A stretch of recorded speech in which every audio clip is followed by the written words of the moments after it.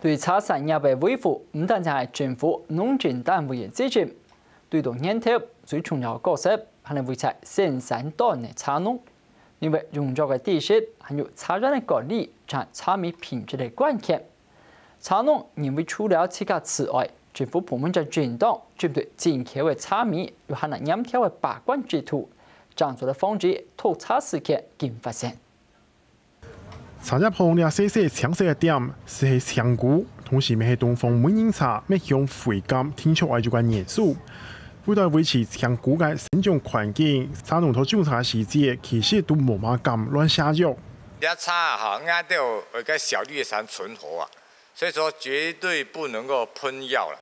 噴藥哈，我們農民啊哈，製茶的時候啊，量產就會虧大本。現在有果樹果園哈，真的是有哈。絕對把黑網把它遮起來，盡量不要，因為它那個噴藥的時候把它飛過來，那就不好了。但是茶園度唔單止跟那有香菇呢，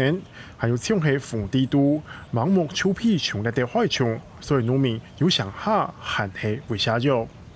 比例要就是要照它的那個標準量去調，但是這樣子如果我們施藥下去的話，我們下一季或下就是會隔1季到2季，我們就不採收了。安尼農會嘅推廣人員呢，也會時時留安尼嘅茶農嚇參照班嚟聯絡，隨時下向伊看呢嚇，看日嘅生產嘅情形。嚴條來這項用藥管理，農會未管到東限，不過干那安尼還係唔難。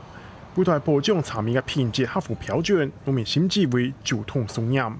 我是並對哪一個樣品去檢驗的，是叫零檢出了。為什麼驗呢？保護自己，不然出了問題，誰要負責？就這樣啊。我用以至親的方式啊，來保證我們這個地方產業的那個信譽啊。唔止按摩簡單建立起來嘅好名聲，是唔得拿來轉告，大家做好當沖洗，還有農民用手去招待消費者去茶園撈撈嚟。消費者會在使用茶葉上，在購買上會有一些疑慮的時候，我會比較直接帶消費者到我的茶山茶園去看，那順便告知他如何分辨有噴農藥與沒有噴農藥的一個茶樹的健康的生長狀態。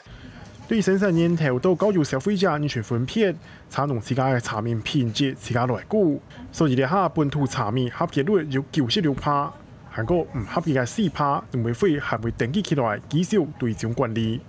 合格率那麼高，而且它是農藥是脂溶性的情況之下，事實上我們茶葉是在所有農特產品當中是最安全的。針對有土茶嘅問題，農民同農會咪呼籲政府單位來個進口茶嘅產量標準，主動品質唔好嘅茶米呢個市場牽連到大家，為咗保障辛苦經營嘅農民，還有茶產業嘅發展。客家新聞綜合報道。